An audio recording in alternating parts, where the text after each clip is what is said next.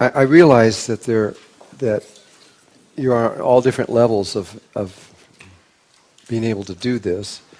There are, hopefully, you all know the Merkaba. That's a big advantage. We don't have to talk about that, which takes forever. And I think that most of you have your beams out. I've looked at quite a few of you. You're doing very well. Most of them I've seen. Better than I've seen before. I don't know really why. Usually when they come out, the beams are usually not perfectly straight for a while. They'll come out and they'll kind of droop or bend or something else like that. You want to know funny things as we're talking about sexual energy. It took me a long time to figure this out. Sometimes you see people and the things go like this. They're little like horns. And I thought it was just kind of funny, but it is interesting that when somebody really gets into creation and they're doing sexual energy, they're really into it, their little side ones kind of turn into horns. They do. It's. I think that's maybe why we say that or think about it. But they do become horns in other animals and things. They literally, that is the places where they emerge. Anyway, so we know the Merkaba. We've got our beams of light out, and I think you've done pretty good on that. Just keep working on it, and I don't think there'll be a problem. Usually it just requires a little more energy. When they're crooked or got a little bends or things like that, it just means more energy. They'll straighten out. It's kind of like in those long balloons. You blow them and they're not quite full. They pop out. It'll do that. And so we then know about the heart, and there's varying degrees of, some people can get in, some people can't, etc. And it's just, you just really have, that one, the easiest way is to really be very childlike when you're doing that and not get stressed out. I gotta do this. You'll never do it with that attitude. You have to be relaxed. And the connection to the earth and to the sun to create that vibration that gets inside of you. Find your way. Today, when I lead you through, we'll bring you back through I'm going to use a different system because yesterday we used the one where we go behind the heart and go in. And for all of you that are already there, you just go there. You don't have to listen to what I'm doing. You can just go to your heart. You don't have to worry about it. But for the other ones, we're going to try a different way today. It's simpler and it's more female, where you just go into the heart and use an intuition. You say, I'm going to move, and when I stop, I will be there. And you just start moving, and sometimes it moves all around in different ways, or sometimes it goes straight to it, but whatever it does, when you stop, you're there, and you just have to trust yourself. It's a very simple, easy way to work, but it does work for a lot of people. So we tried the other one, now we'll try this one. But now you can use it a second time, that same procedure. It always leads you into the outer part of the sacred place of the heart. But now you need to find the tiny place. And that sometimes takes a long time.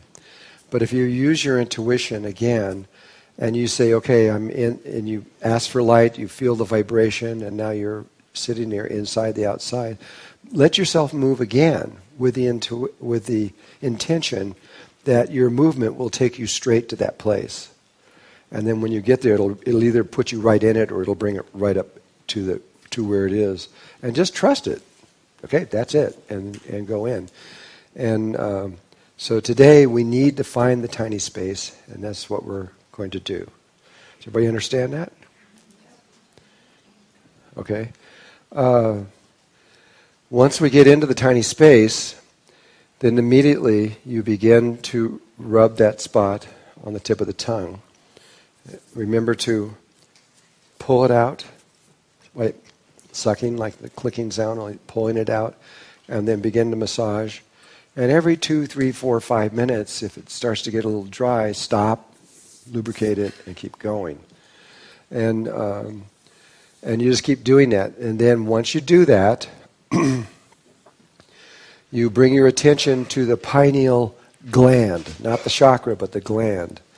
And with your intention, you have it look at this spot up here, and it's looking up, and you turn it so that it looks through this place.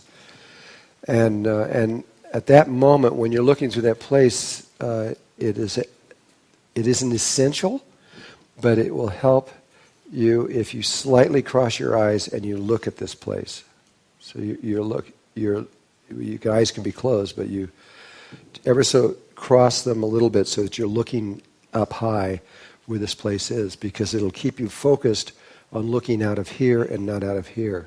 It's so easy when you're in meditation to forget. And you're doing all this stuff, but you're actually looking out of these eyes and nothing happens.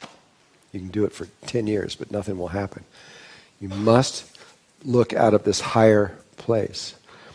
You know, like in India, you see the little red dot that they put in, but very often it's usually down low, down here. And it's not the place. It really is a lot higher. It's way up here. I know I'm spending a lot of time on that, but it's one of the places where people make mistakes, and it's one of those little mistakes that could just ruin everything. And then you look toward the pituitary chakra. And the pituitary chakra is kind of like when you're looking at this one inside of yourself, when you're putting the beams of light, it'll be either brighter or darker in a little spot in front of you. And that's what you're aiming at, but it's going to be up here, not down here. It's going to be high. And you just look at that, and you watch it, and you have to then wait for this green light. If the green light doesn't appear, you can't go beyond that at this time. But you know what to do. So you have to practice, and you'll find a place. And again, very often when you get home and you're in the safety of your own little place and everything else, there's not people watching and all that other stuff, it's sometimes easier. And at which point that light will appear. I've heard this so many times from people. Wow, I couldn't do it in the class. I tried, but when I got home, it seemed easier somehow, and we were able to do it. So once the green light happens, then remember, you'll see it spiral, connect, at which point instantly behind that you can follow right through with your intention and connect to the one out in space in front of it. At that point, the sphere will appear around you, and this will all be a halo. It'll all be glowing around your head. And you are now in the exact configuration to begin the process. Now, what I didn't say last time, and I'll say now, is that once, say you've done all this, it's all happening, you've connected all the beams, everything's there. You don't have to think about this sphere or the color. You're not going to see that because you're in meditation. But once you've done all that, you keep the tongue going, but forget this. Forget all this. Bring your attention back down to the tiny place in the heart. Keep the tongue going and just be in the image world. And just stay in the image world and watch the images. You can totally get into the images and anything else, but just keep the physical body connected with the tongue. And at which point you can either use intention and create you can actually create the images, or you can let the images flow and let life work through you, if depending on your nature and who you are. And I want to talk about this tiny space for just a moment too. The tiny space is where all the worlds were created, everything. Every last planet, every last galaxy, everything was created from there. And it's a place where what you realize after time is that when you're in this space and you're there, you and God are one. I mean, I know some people have a hard time even saying those words, but I think you'll come to the same conclusion. You can think of yourself merging with God or God merging with you, but it is, you're not human in that space. You're something else. And all sacred, all tiny spaces of the heart are all one. They're the same. And so you could, one of the things we used to do, and you could still do this even now if you want to, if you have someone that's died before, they're not even here anymore, but you can go into that space and ask them to be there, and poof, there they are, real, in the body that they had, what you're familiar with. And you can talk to them, and it's real time.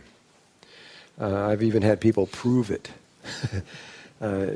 where people have died, and they left. This person was talking about where they left something in the ground somewhere or something, and nobody knew where it was or how to get to it. And when they went in there, they just said, "Where is it?" And they said exactly where it was. Bam, that's right where it was. You can set things up to prove if you want. And I do this all the time. I want to know. It's either real or it's not real, and I want to know for sure it's real. So I'm always making tests to find out. It's okay. This is like, the heart is like your mother. It's not going to, children test their mothers all the time. It's okay. It's not mean that you don't love your mother or anything. It's just you're checking things out, and it's all right. It's okay. And so you can run tests on it. And those tests, when you see them, they increase your confidence. They make you stronger, and it allows you to do greater things. So another thing that you can do, which is very powerful in evolution, is when you're in that tiny space, you can bring your higher self in. It's probably easiest to bring the angelic world in because we're so close in vibration to them. But you could bring higher forms of yourself in, and you can talk to yourself right then and there. Sometimes by making that connection inside your heart to your higher part of your higher self, we have higher selves to higher selves even. I mean, it's more complex than it seems. But once you make connection visually and with your higher self, that in itself is a big accomplishment, because then you're getting information and guidance from a part of you that not only loves you, but would do anything to protect you. And so you get very accurate knowledge and information that is, you can't always tell what it is you need, but your higher self can tell very well what it is you need. And so it's going to, that's a big one. When you get that one, you can move really rapidly. And you can do it in your heart easily, where in a normal meditation you might never be able to find your higher self, but in this you can get it really fast. It's a great thing. And then there's lots and lots more, and explore it. Just like you were a kid, it's a brand new world in there, and there's so much. I finally went, and my wife came into my space one time, and we went down those little steps that I talked about at the end and into the green light where there's doors, and we were going by one door, and we both could feel this door, and we opened this door, and there, and this thing in the middle of it was a gold statue of Claudette and I in union together. And all around it were these crystals and all this stuff and everything else like that. And we discovered that in there, whenever we would go in there together, we could pick a crystal and it would begin to tell us with images something that we both needed to know. There was even a huge treasure chest over in the corner where we lifted up, and it was filled with all this gold and diamonds and all this kind of stuff. And we could draw upon that. It's just, this is I'm not saying you have that. I'm saying that we're all different, but within there is everything that you need in existence, no matter where you are.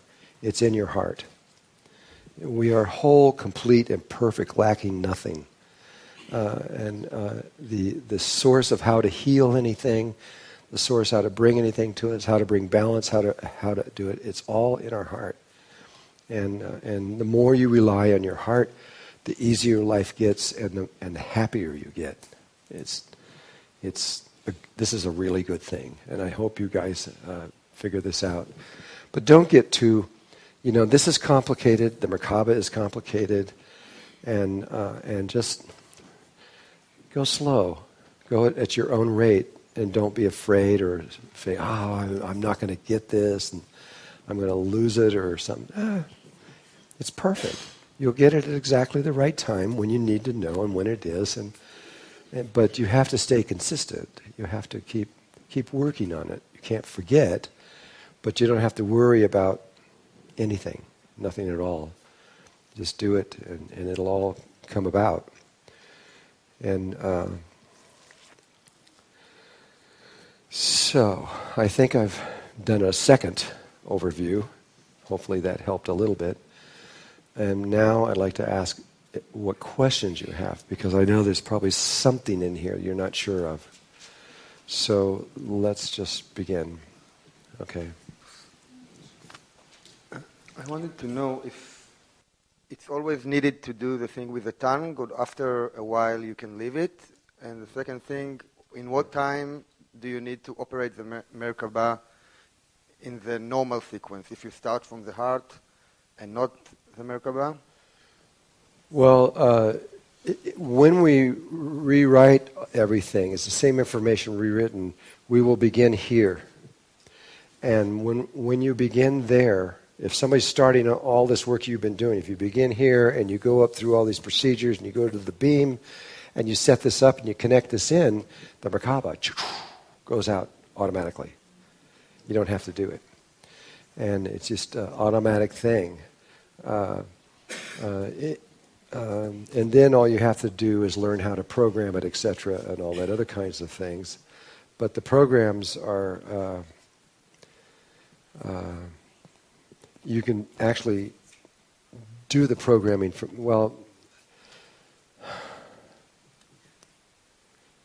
there may be, I don't know this yet, there may be simpler ways to do things where you can, just as you leave intention or not, you can do the same thing with the programming where you reside in here and you let your Merkaba be programmed by your heart. And without even your knowledge, even if you want to. And it'll just keep you exactly protected and everything else in exactly the right way without you doing really anything, really. The female way is always very simple compared to the male way. The male way is always complex. And so once we rewrite this, I'll understand it more, I'm sure, from everyone. So the other question, the first one you asked was? If you need to do the thing with the tongue all the time, or after a while? No. You only have to do this thing with the tongue when you want to create. If you just want to go into your heart and be there, you don't have to do the thing with the tongue. You don't need to link this together. You can just be in here. But if you wish to create something, if you wish to know something, well, you can actually get to know something without ever going through here. But still, if you every time I try to make it simple, I keep thinking of things that are more complex. There are other ways to use this information, and this is sort of a beginning thing. It's like what she was talking about, where you can instead of going from here to here, you go down to the nose, you go to the chin. There are other ways to use this configuration. I don't know what they all are. Right now I'm only going by what the angels tell me is necessary. And we've dropped out this entire thing down here below because we don't need to know it. And so there's a lot more. My job is to get you and me and everyone over into the fourth dimension. Once I get you there, you just won the game. because everything from there on in, your body's going to grow really tall. You're going to get this big brain. You're going to know a whole lot of stuff. You'll know everything about this. And so it's not so, the main thing right now is just get there. And the rest of it will happen. So I know there are probably a lot of other things we could do, but we don't need to know it right now. Maybe you do, and if you need to know it, then you can go in your heart and gain that information. You can gain any knowledge of any person that has ever lived or ever will live from within your heart. It's literally infinite in terms of what's possible. The correlation that gets through the tongue, does it get like it's temporarily, or after a while, after several times that you do that, you don't need to use the tongue anymore? Any time ever that you are using this system up here to connect it with the lower sphere of the heart, and you are going to do something outside of what this, if you're going to function with both of these things together, what links them together is the tongue on the roof of the mouth. And the moment it's broken, that's broken. It stops. However, if you've been doing it, you can break it, like when you're wetting your mouth and you go right back to it, then it just instantaneously is right back again. But if you take it away and don't do it for 30 minutes, it's gone. You have to start all over again. You know, it's just like sex. Exactly the same thing. We didn't operate any of the beams on the heart. It automatically gets activated? The beams of the heart, the angels have described where they are and how they are, and also with the one below, and how they work, and a lot of stuff to me, and have talked about the 8 breaths, and I've got a practice that I'm working on right now associated with the lower one. But I don't fully understand a lot of things that are associated with these beams and how they work exactly. But again, they're just giving me what I need to know, and they've given me more than I need to know, really. But I do know that anytime you're going to use this in association with the heart, you can't use this with the heart without the tongue on the roof of the mouth moving and touching. You have to do it. But sometimes you just want to go into your heart and just kind of explore. And like when Claudette and I went into that room, we didn't need to do this because we didn't need that. We were in the heart. And we were just finding this space that somehow we had both created. And she has the similar thing in her heart space. And so if we're just going to go into our heart and explore and or be or just have fun, which is to me is really important, then you don't have to do that. But if you're doing something that involves making a change and altering something in the outer reality, you have to have the tongue on the roof of the mouth and connect all this stuff together. Thank you.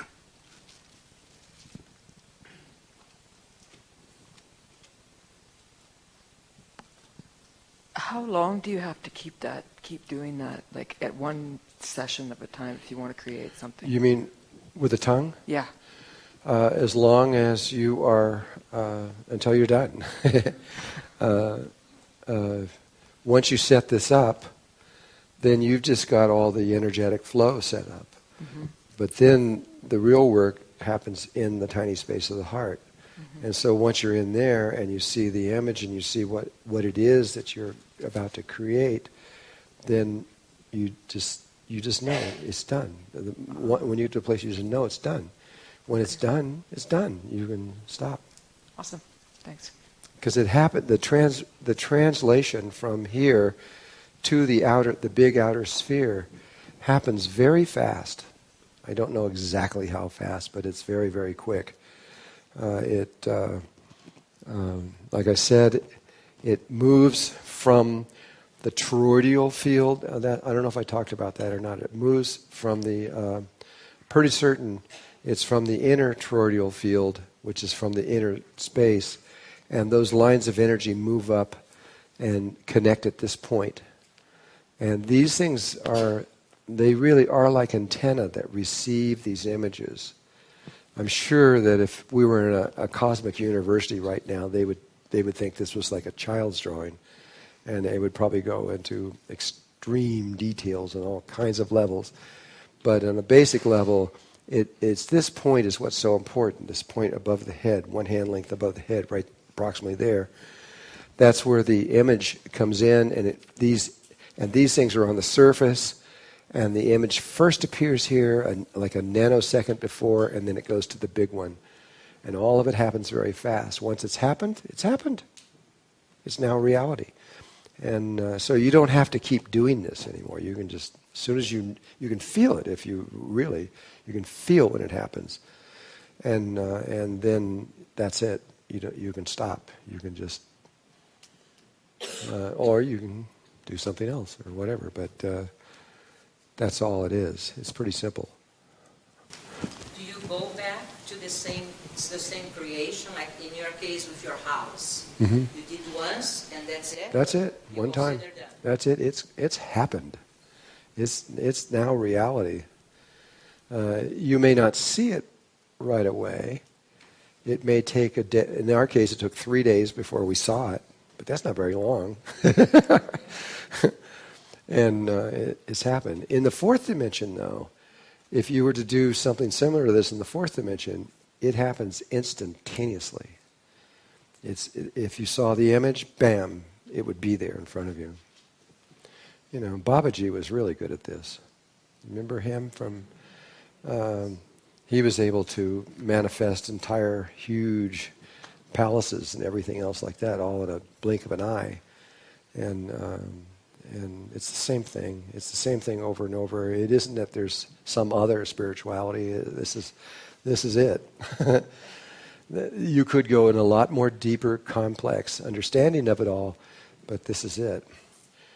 There is one thing, I in terms of this lower circle, I don't want to get into all 8 breaths because it is very complex and we don't need to know. But there is one thing that they have me practicing, and I'll explain that to you.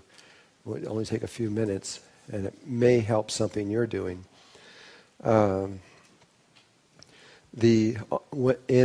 sexual energy, the ankim, which we talked about in one of the first 2 books, does everybody know what that is? Does everybody not know what I'm talking about? 1, 2, 3, 4, 5. Oh, there's quite a few people. In Egyptian philosophy, the Ankh is the key to eternal life. And on all the walls, when you see a person holding the Ankh, it means they're an immortal being. They've been marked by that. And they no longer die, which doesn't mean that their body lives forever. That's not what it means. It means that their memory remains intact forever. They never lose memory again. It goes on and on and on and on.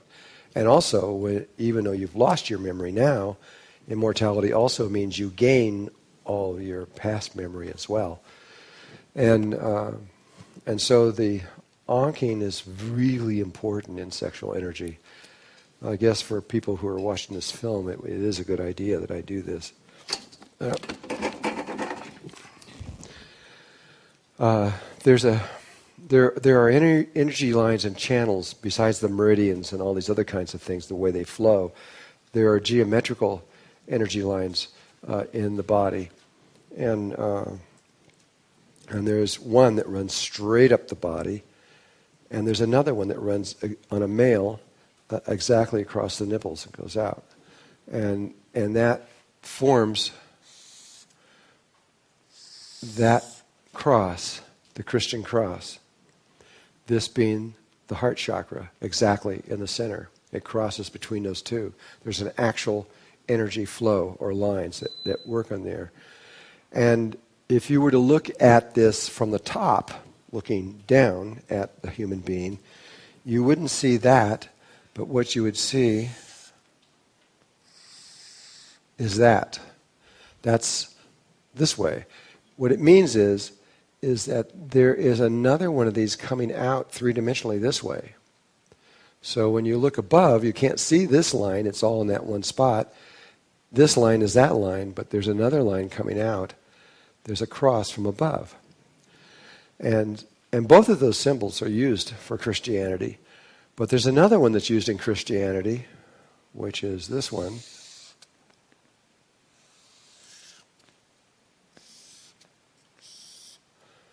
It wasn't drawn perfectly, but all that should be exactly at that point right there.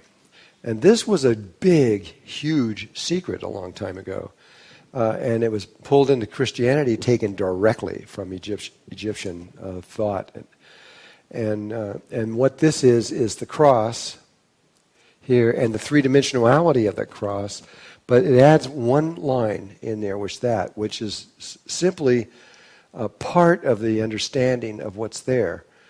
If you were to look at someone from the front, you see this. From the top, you see this. But if you look at them from the side, what you see is this. You would see this, and then you would see that. There's a loop, an energy loop that goes through the 13th chakra back to the heart chakra. And it's physically there. It's actually there. And so if you simply erase that, you get the Egyptian Ankh. This is really an important key in sexuality. That what happens is that when the energy comes up the spine, and this would be the spine here, when it comes up the spine from the base of the spine, it moves kind of like this as it's going up and passing through each one of the chakras perfectly, but moving like a snake as it goes up the spine. If you have an orgasm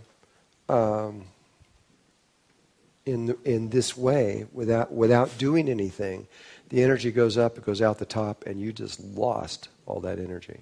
You became weaker. This is why in Hinduism they actually tell men not to have orgasms. Because they realized that the Hindus they missed some important stuff. And so they had to try to compensate for it. They invented ideas that the sperm would come up through these, I forget what nadis, I think they were called. And they were just they could see what was happening, but they didn't know how to deal with it. The Egyptians knew exactly what to do to deal with it. And so the Egyptians say, no problem, you can have as many orgasms as you want. It doesn't make any difference. Just do this and it doesn't matter. Because what happens is the energy does not go up the spine like that. It goes up the spine like this, and then it wraps around here and comes back. And it keeps reverberating. I was in Holland one time, and they were testing this, and they made these long rods out of copper, and they filled them with crystals and all kinds of stuff, but I don't know about that. And in the bottom, they put a tuning fork. So they had a rod like this with a tuning fork at the end, and at the top, they had a place where you could screw different forms in. They used there's 4 basic Egyptian power forms, and they tried putting the Ankh right on the very top like that. Well, when they took the Ankh off, and they would strike the tuning fork, and I could time it, and it would go for a certain length of time, which was a few seconds, maybe 10 seconds or so, and then the sound would go away so you couldn't hear it very well after that. But if you put the Ankh on it and hit the same tuning fork with the same rod, the thing just kept going on and on and on and on. It went like a minute and a half. I mean, you could easily see the difference in time. And that's what happens in your spine. If you bring it up and you Ankh it, the energy goes up your spine. It then goes out the back comes back around, goes over through the 13th point, and comes back down to the heart chakra again, and then goes down the spine, and then keeps coming back up and wrapping around and going back down and coming up and wrapping around. And so if you ankh after an orgasm, you give yourself a lot more energy. You don't weaken yourself, you strengthen yourself. And it is their belief that this leads into eternal life, the use of sexual energy in this way. You eventually become immortal just by doing that. And so that's something you'll have to think about and decide if you want to do it or not. But, it takes practice. Huh? Oh, I can't even imagine ever having an orgasm not doing that at this point. But when it comes out, you have to. You may not have noticed before. A lot of people don't know this, but the orgasm begins with an in-breath. You pull it up, and when your in-breath comes in, you pull it up, and it's coming up. And when it gets to this point, by intention, you have to force it out the back. Now, you don't want to go out the front because just like there's an anti-life cycle and an anti-life cycle, if you go out the front, it'll slowly kill you. Maybe not slowly. I'm not really sure. I'm not even going to try it. I believe my Egyptian teachers. He says it goes out the back. It can only be it's written right on their walls. It says it can only be received from behind, meaning you have to go out the back. And so you may say, okay, I'm going to do it right when it gets there. It goes up, and you go, darn, got to do it again. That's what I mean. You might have really. It took me 3 or 4 times. Might take a little practice, but eventually you'll get it. And once you get it, then the body gets it. And once the body understands it, it's easy after that. Then you bring it up, and it just automatically goes around and comes in. And the first few times you do it, it feels like this energy is coming down, and it feels like somebody went like that. I mean, actually hit you in your chest. It's so powerful.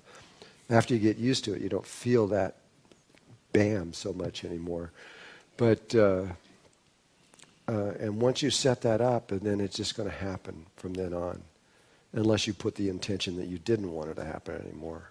But I don't know why, because it makes a much stronger orgasm, lasts longer, and it feels better, but it's healthier.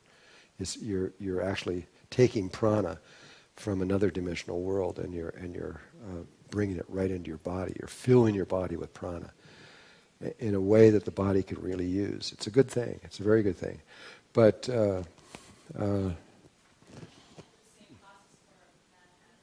yeah, it's the same. When a man and a woman are facing each other, one's going one way and one's going the other way. And it's that counter-rotating field again. They're mirror images of each other. The fact that the entire configuration between a male and a female, when they're actually facing each other like this, one is a mirror image of the other one, and all of their when all of their points, if you have a female facing this way, and then a male is facing this way, and they're facing each other, all of their points line up with all your chakra points are in your body, but they're also on the tips of here. They're literally on the tips of each one of these things. The 8 basic chakras are. And so when the two are together in sexual union, these two fields are lined up perfectly. And at the moment, if they both ankh like that, what happens is the two fields actually move together, and the points all become one. If you do this, you'll find with your mate that when you're doing that you will begin to come simultaneously. It begins to get easier and easier and easier rather than just one person, another person or something. It actually becomes a simultaneous thing. It's very powerful, and it's a, well... Is that with or without ejaculation? No, with ejaculation. You don't have to worry about that. Because if you're Hindu, you really worry about that. But if you're Egyptian, you go for it. It doesn't matter. And but if you ejaculate and you do this, you bring it out, and you just bring it out through the top of your head. You just took all that energy and threw it in the garbage can, and you're making yourself weaker. And that's what the Hindus found out. If you keep doing that, it actually makes you old, it makes you weak, and it's not a good thing to do. And so this is one more aspect that's important when we talk about sexuality, that this is assumed that you're doing this. And then there is another thing, assuming you're doing that, and you have all these other things involved, all this other stuff known, you can connect not from your heart up, but you can connect down to the genitals. And if you do, there's a training that begins with 3 breaths. And the first one is when you feel the orgasm coming, you do the ankh. That's the first breath. And you make these breaths as deep and as long as possible, because you only have 8. If you go all 8 breaths, it's over. You have to understand that there's time involved in here. And so when it comes up, you take a really deep breath and you pull it all the way up, let it go around, and you still keep breathing in, because as long as you're breathing in, it's still flowing on breath number 1. And then when you're full, you let it out very slowly, because it continues to pump this prana into your system continuously. So it could be, you could either have just a little bit into your system, or you could have massive amounts into your system. And so you keep pumping it in there until you can, and you're breathing prana at that point, and that's with the ankh. But when you go to breath number 2, you still are breathing prana, but you're now in the Merkaba field. And you switch to what you're familiar with. Instead of doing this, you instantly, on the second breath, you send the energy down and up to your heart chakra, same place, but from above and from below, bring it out into the sphere, bring it out into the big sphere, and send it through the entire Merkaba field. And it energizes another level of your existence. And it also, you want to simultaneously see it being sent into the sphere with all the beams of light. And it's pretty much a brain thing at first, but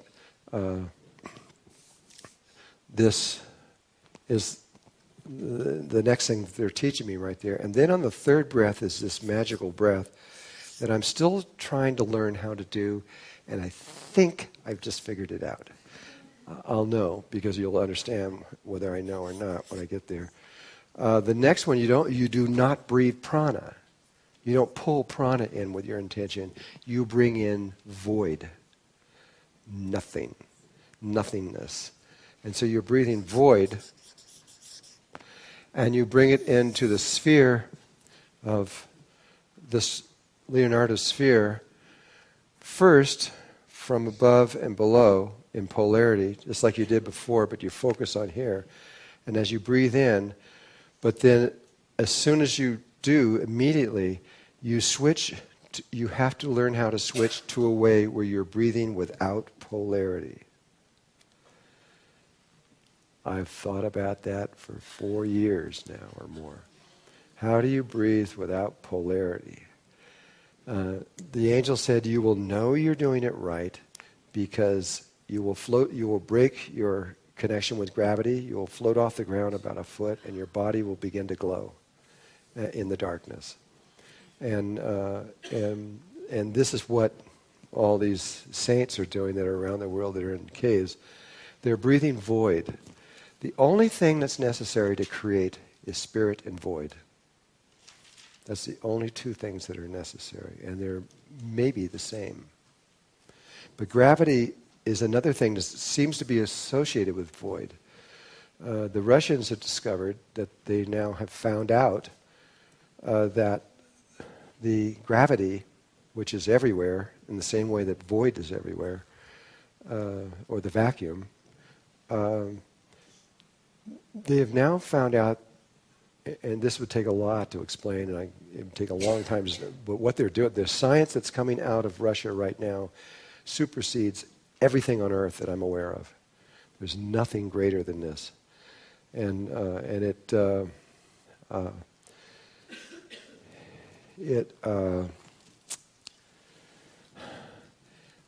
gravity field is a living being, and it's alive. It's conscious, and they can scientifically prove it. They can communicate with it and change gravity at will when they're in direct communication with gravity.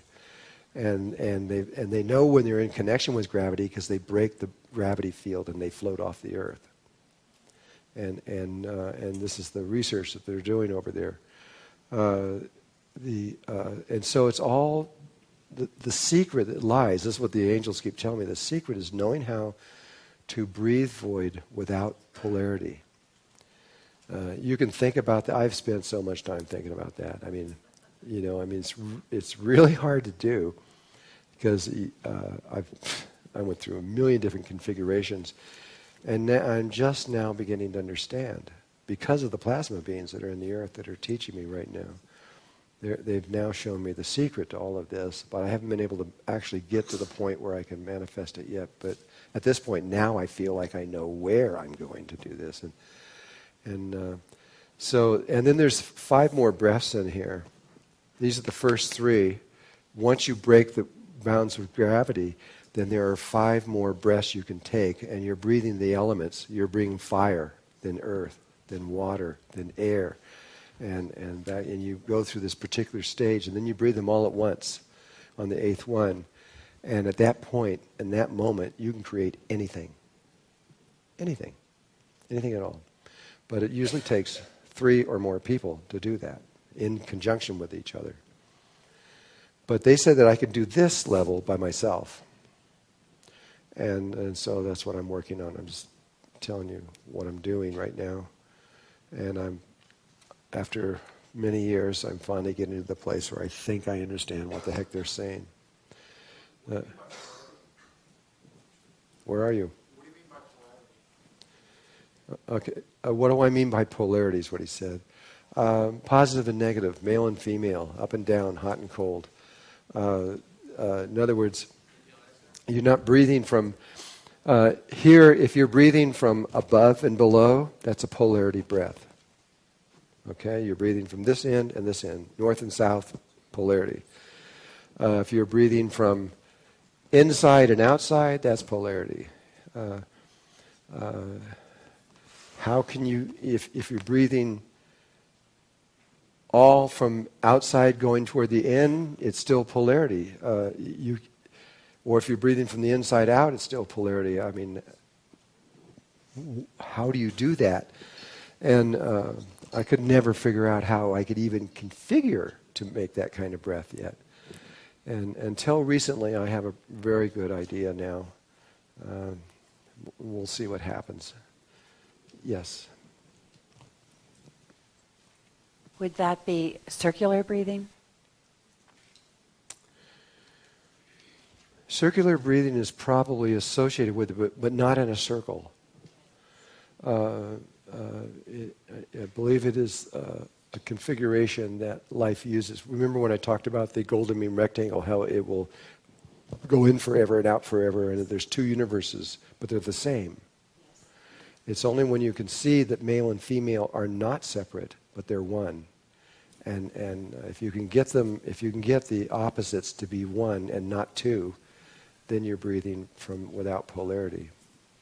And yes.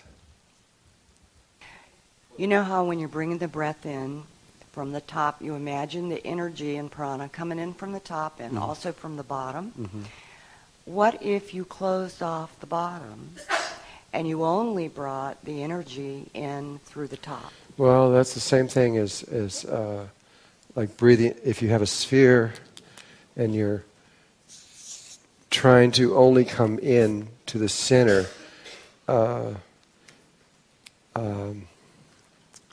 it still isn't a unity breath. Okay. There's still an inside and an outside of. This is like your body. Only in this case, it's more like the earth, but it's still your body. It is something. I tried that. It didn't work. I've tried a lot of things, and that's one of them too, and it didn't seem to work. And only till when I was asking this question to the polarity beings, the polarity beings, the plasma beings, they were the ones that showed me what I needed to know, and where the inside of the earth is the stars. The inside is the outside, and the outside is the inside. There is no difference between them. And so now that I see that is the reality, because it's not even there's no doubt in my mind because I was there. I went through it. I saw it. And I just as I've seen the outside, I've now seen the inside. And there is no difference between male and female, except in the way we perceive. It definitely makes a difference in how you move. If you try to move from here, from a spaceship off the surface going into there, it's very difficult to go great distances, except by doing exactly what we did in the Earth, where you go into the stars. You go right through the sun. I remember when I did this coming here. When I came here from Sirius, I flew this huge ship. I told you that, and the being I walked into a being that had been trained to fly this ship, so I didn't have to learn how. So I just rolled into this body, stood up. I was 16 feet high, and I just knew everything. I just knew exactly what to do. I looked at the ship, and I know what that is. And I went down there, sat down, and there was all this panel. I knew what every single thing was. And we took off. It took 400 people to fly this. And we took off, and we made this big, huge arc off of Sirius, third planet out from Sirius B, made this arc around, and came right at Sirius A and went just as fast as we could, just right into the sun and right through the center. And 90 seconds later, I came out this star, our sun. So I traveled all the way from Sirius to here in 90 seconds. And came out there and slowed it way down, and then went to Venus, where I began my training. But I remember, as I was making that loop, that's the one thing this body that I was using didn't know. It didn't actually understand how it worked. It knew exactly what to do, but it didn't understand the mechanism of how flying into a sun would put you somewhere else. And then the plasma beings had me do this consciously when I was in there, a very similar thing. And I get it. I get it now. I understand it. It's really simple. And but I'm still learning, and so it seems like the more you learn, the more questions you got. It just never seems to end. Yes. I just wanted to ask you to explain more about the second type, where you send the energy to your Merkaba. Like, how do you do it? Like, do you connect? This one? Yeah. Do you connect with heart chakra, or you just go down and do you ankh? This one is just ankhing, and we just explained that. But on the very next breath, with intention, you do what you do, where you bring the prana from the two poles and meet it in here, and then when it radiates first the sphere and it goes out of the sphere, you let it keep going. You don't contain it in anything. You let it keep going through all of your energy fields. And around this field here is a sphere, exactly the width of the disc. And so for you it's about 54 feet or so. And so you want the energy to expand from where it comes almost from the center, and then expand out into the big sphere, this big one. So it encompasses all of your Merkaba field. We usually don't talk about all this stuff out here. We only pretty much talk about the star tetrahedrons, which are right in the center. But there's a lot more going on. I mean, the entire universe was created just by the images that are inside that sphere. And there's a lot of stuff we don't talk about either. It's like this is the external field of the Merkaba. And it's shaped like, where is it? Oh, there it is. It's got a pentagon. See, you'll see hexagons and pentagons. It's a pentagon on top, pentagon on the bottom. They're faced in opposite directions. And that's the axis of your breathing tube. And then there's a sphere that goes around here. That's the outer shell. But when we talk about these kind of forms, each individual one of them, we're only talking about the surface. I'm just talking about the surface of this thing. But internally, if you could see all the lines moving in here, you can't even hardly see through this. I've got one made out of straws from McDonald's. It's very cool, though. And because there's 60 of these on here, and each one of them is a tetrahedron. And then they start forming these 5-pointed stars and 6-pointed stars that go in toward the center.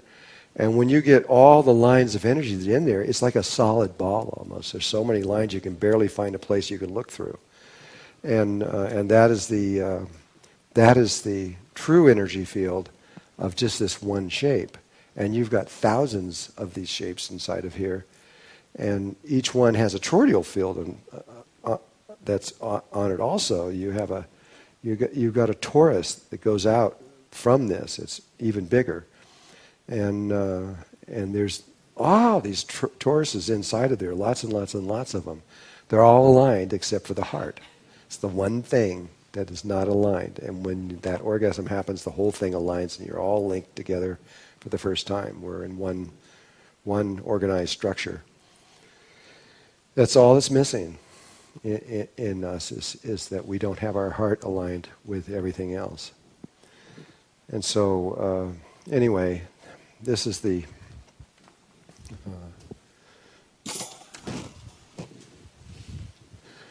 that's so when I'm talking about sending the energy out, you're sending it radially out like a sun in all directions to everything that's in here. You don't have to know what all that stuff is, just intention that goes out through the entire thing.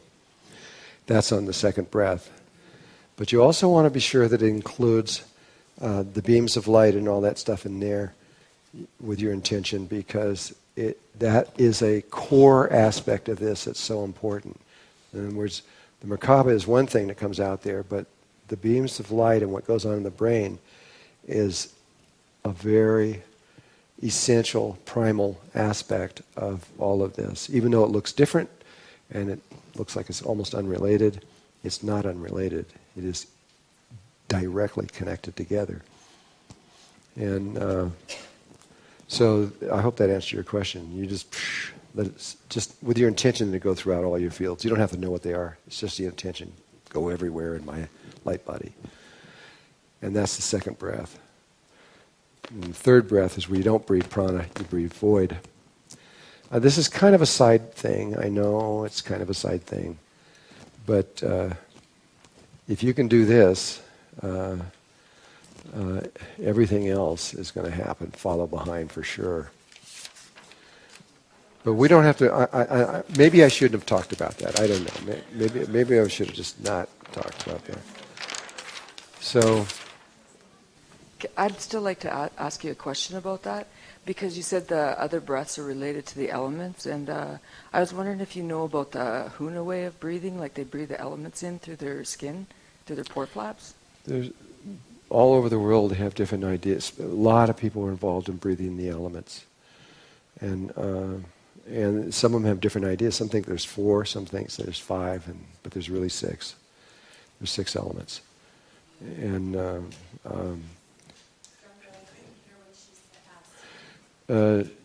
she was talking about the kahunas, right?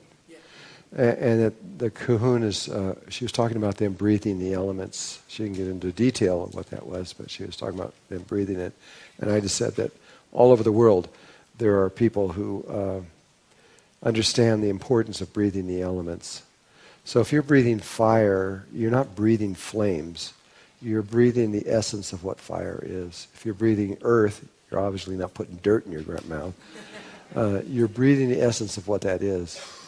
And when you breathe the elements, when you're creating something big, like a planet, and you want a planet to appear out of nothing, it requires all of those elements, all 6 elements, to be involved in that breathing process, or you won't create anything. And well, there's fire. Fire is the tetrahedron. The cube is earth. Octahedron is air. Icosahedron is water. And pentagonal dodecahedron is prana. And then what void is a sphere. And the sphere contains all the other 5 elements in the surface. So all of those 5 elements sit on this. A sphere will contain them perfectly. They'll be on the surface. And so void, or nothing, is the key to all creation. And so all creation really only requires void and spirit. Those 2 things. Spirit consciousness and nothing can create anything, because nothing contains everything. But you can get more precise, you might say, by precisely not only breathing just void and spirit, but also bringing in the other 5 elements through your breath. And when you do, you're setting up a vibration that is possible for anything to take place. Well, I don't want to go into the sequence right now, because we don't need it. That's what I was trying. That's why I'm feeling I'm spending too much time down on that 3rd lower sphere. We need to be in this one and continue this process. And so, and when you get to the other side of where we are right now, you'll know. You're a master on this. You know it inside and out. You'll remember everything. Oh God, yeah, here it is again. And you'll know exactly what to do. However, no matter how much of a master you are, very quickly we're going to be entering into experiences that you've probably never had before, because of the speed at which the evolution is going to be taking on, and the levels at which it's going on. It's going on to we're going to go from here to the highest level in existence, and I don't know the exact time, but I'm going to guess 7, 8, 9 years, which would normally take the entire length of a universe, usually billions and billions and billions of years. We're going to do this like the speed of light. I mean, it's going to be so fast. And I can hardly wait. If you like motorcycles, this is going to be better.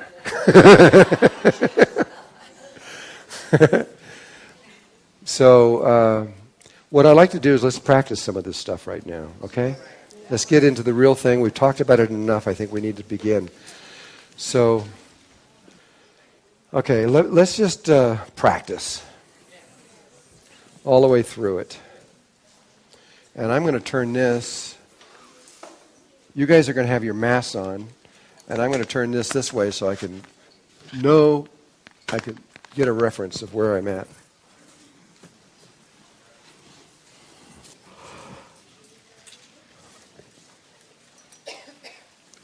To this part here, I'm going to assume you're in your heart, okay? So we're not going to go into the heart right now. We'll do that when we get outside. But right now, you've left the brain, you're in the heart, you found the tiny place in the heart, and now we're going to go through from what happens when you get to the tiny place in your heart. Okay? So I'm assuming you're in the tiny place of your heart. At which point you now put your tongue on the roof of your mouth to that, and find that little spot and begin massaging it. And maybe you might suck it out a little bit, pull it out. Not with a clicking sound, but with right before you click, that pressure you pull on the roof of your mouth. Pull it out and begin to massage that little place. You actually can massage that place for, I would say, at least 10 minutes, 5 to 10 minutes, before you even bother doing anything, because nothing's going to happen that quick, usually. Now, once you have done this a while, you could make this happen very fast. But usually it's going to take a little while. You begin massaging this place on your mouth, and again, you don't need to do anything else for a little bit, because it takes time for this energy to build and become sensitive. But when you feel that it's becoming sensitive, then that's when you know you're in the tiny space of your heart, you know where you are, but you bring your attention up to the pineal gland. And then with your intention, you tell it to look to that place that's way up above your other eyes, up higher. And you have it rotate the eye and look in the direction of that opening. That's with your intention. That's the first thing you do. Then you move your attention to the pineal chakra, which is just a tiny bit of space in front of it. And you then see the pituitary chakra in front of you. You find it. It's in front of you. The eye has been rotated. It's looking in that direction. And so in that position, you continue to look at the pituitary chakra until you see the green light. You can't go any further until you see the green light. There's nothing you can do. Your alpha is not strong enough. What you can do while you're doing this is think happy thoughts. It's kind of like Peter Pan. It's the way he was able to fly. How do you fly? You think happy thoughts. And seriously, really, you can start thinking about someone you love, or while you're doing this, or you could just feel joy. You can anything that makes you happy and feel happy. Maybe it's a cookie for you, whatever, that makes you feel happier. You've just increased the chances that the alpha is going to be strong enough. But just feeling someone that you really love is a very powerful one. And then there's nothing you can do at this point but continue the process with the tongue, knowing you're in the heart, tiny space of the heart, and looking from the pineal chakra to the pituitary chakra, and you have to wait till the light comes. Okay, let's say the light comes now. And the light appears.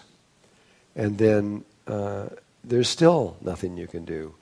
But you realize that the alpha is strong enough, and that it's going to happen. It will happen. Once the green light appears, it will happen. It's just a matter of time. And so you get prepared. You know that it's now going to happen. And then what's going to happen, it may take another 5 minutes or something like that, or who knows. And then this thing is going to do this amazing thing where it turns into a spiral, or it turns into concentric circles or concentric squares, or it becomes a tube, or maybe something I've never seen before. But you will know that what's happened. It's a really strong feeling when this takes place, that you know something amazing is taking place. And it happens. And so once it happens and the spiral goes in there and links with the other one, then all it takes is just the intention to look through that chakra to the one that is outside of your head and link with it. It's really easy to do that. It's not hard. That's not one that stops anybody ever. But once you connect all the way through, then that's it. You can then drop your attention on the brain altogether and bring your attention down to this tiny space of the heart.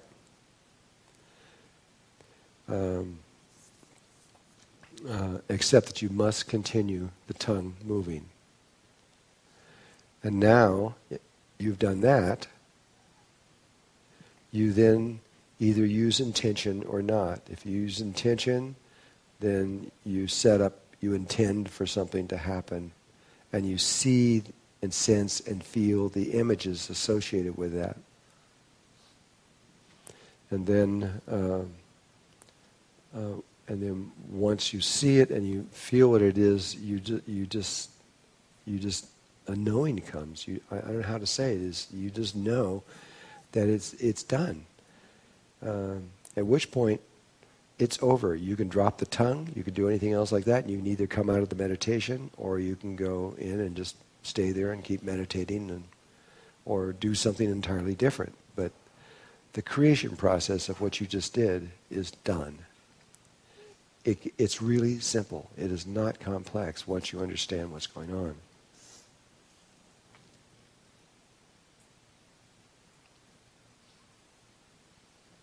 Okay. You can take your mask off now for a moment. I wanted you to go through it with your mask on so you could go through the sensation of the feelings of what we're talking about. I just realized I'm going to tell you what happened when I was in the chamber with him. On the fourth day or fifth day of this work, and Claudette was with me going through this too.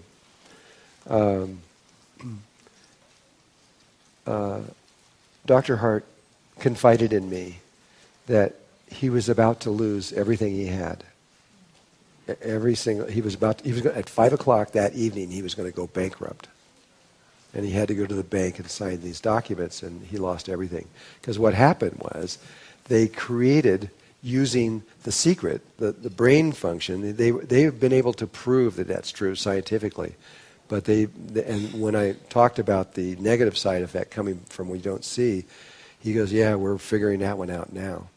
And what happened was, they went in and they used the brain to create so that he could make a whole system up in Canada. And when he did, this guy came in and gave him all this money, and he went out and took that money and a bunch of other money and bought this land up in Canada so that they could own the land. But he went way out on a limb to do this.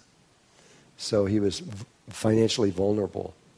And then the dark side came in from the back, and the guy who was supposed to give him the final $1.5 million, which would have paid off all of his bills and everything else like that, was taken by the IRS, and all his assets were frozen. And so, no money. He was out. He was going to lose everything. So he said to me, he says, I understand what you're doing now. He says, but I don't know how to do it. He says, can we do that? And he says, well, something like this is going to take 3 people. And so Claudette went in one chamber, I went in another chamber, and Dr. Hart went into another chamber. And then I was the one that was going to do the dreaming. And so I just went in there, and once I set everything up with all this stuff that we're talking about, then I said, then I saw the image of somebody coming in and saving him at the last minute. And then the images came in of these things being formed all over the place. It was kind of interesting watching what was happening. The more interest, I was letting God do it, so I was watching more stuff was coming in and all kinds of things that, I was watching all this. And then at the very end, there was this image that was just like thrown in there, which seemed pretty random. It was that Dr. Hart was going to go on Larry King Live and all of this. I go, So I went back, and after we came out of that, I told Dr. Hart the whole thing. I says, well, this is what I saw. And then at the end I said, and looks like you're going to go on Larry King Live. He goes, are you kidding me? And I said, no. This is what it said. So what happened was he went to the bank at 5 o'clock that night. He said he was down, the pen was heading to the paper, and this person broke through the doors and said, "No, no." He says, I know what's happening here, and I'm not going to let it happen. He flops down a check for $1.5 million on the table. He says, "This will cover everything." And then that night when he was asleep, and he hadn't even had a chance to even talk to me, somebody calls him from Holland and said, "I've been watching you for years, and I've got $6.5 million or something. I want one of these over here." And then right after that, then the next day, the guy from Mexico calls, and it just started. It was really weird. It was just coming from everywhere now. And so Dr. Hart told me, he says, "Well, it worked, or at least something worked." He says, "Because I was saved. I'm not going bankrupt, and I got everything." But about 3 or 4 months later, Larry King Live calls him up. They come out, they film the whole thing, and he goes on Larry King Live. It actually happened. And that was the piece. I think that the reason my heart did that was the other things you could say, well, that's coincidence, but that's just too much to be coincidence. It was like, oh yeah, well, try this one, And that's what happened. So I think that we're just about ready. O-E-I-O-U. Sometimes Y.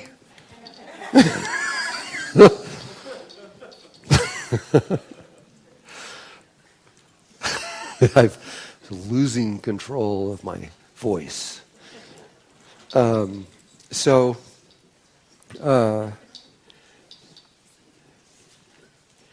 don't know.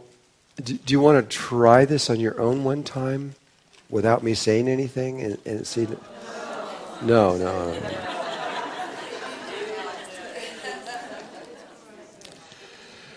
Well, then in that case, let's go out to the land, and I will talk you all the way through it, and we'll just go through the whole thing.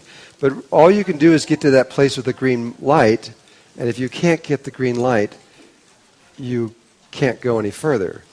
But if you do get the green light, and what I found in the past is 30 to maybe 40% of you will get the green light, and maybe more this time because there's 51 people that's already been in their heart. You guys can go all the way after that. Once you do that, you know what to do. Once you see the green light, it links, and then all you do is just look through to the other one. That links, and then bam, you just go down to your heart, keep the tongue going, and everything's now done inside the heart. Here we are walking out into the beautiful nature of Sedona and her red rocks that seem to be reaching to the clouds, about to have our final meditation with our group. People are excited not only because of the natural beauty, but because of our inner beauty that becomes so obvious once we enter the sacred space of our heart. As we come to the completion of our workshop, we can reflect on the stages of growth that we have experienced. On the first day, we began to realize how powerful love is and how we become weak when we enter into fear. But with love, we can change the world. And Claudette's Blue School opened our heart to our human potential. For example, she showed us our ability to see spherically, and it was only the beginning. On the second day, we learned that we can heal anything, any human disease, and talked about masters as they performed what seemed to be miracles. But really, it is just science, and it is something that all of us can do if we only focus. Then we began to heal each other in an experience that not only healed many people who were present, but the experience will stay within their hearts for the rest of their lives. On the third day, we entered the mind to realize the nature of the brain and its possible intimate relationship with the heart. We learned to activate our pineal gland and open our beams of light around our head, preparing the connection to link the heart to the brain.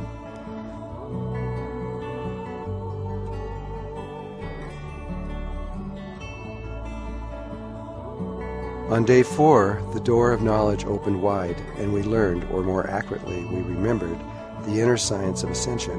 We reconnected our beams of light coming from our pineal gland And then we reconnected our heart to our brain and opened our third eye, making it possible to dream a new dream. Finally, on this, the last day, we studied the Tantra of the heart, the use of sexual energy with the creation process, and exactly how to create from the tiny space of the heart.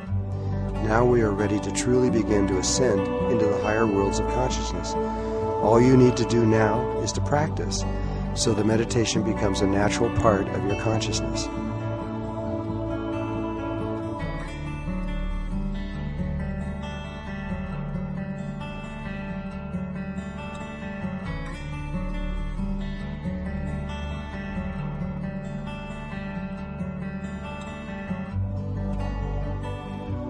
You who are watching this film, I wish to thank you for having the courage to watch something that is so outside of natural consciousness. And my prayer is that you also remember the truth of your existence, begin to breathe from your tiny space of your heart, and to remember your intimate connection to the source of all life everywhere. Without even knowing you, I can say, I love you, for you are me and I am you. Trust in yourself, stay connected to Mother Earth and Father Sun, and you will find your way through the darkness of this world into the brilliant light of the new world that you will create in Lakesh, from my heart to yours.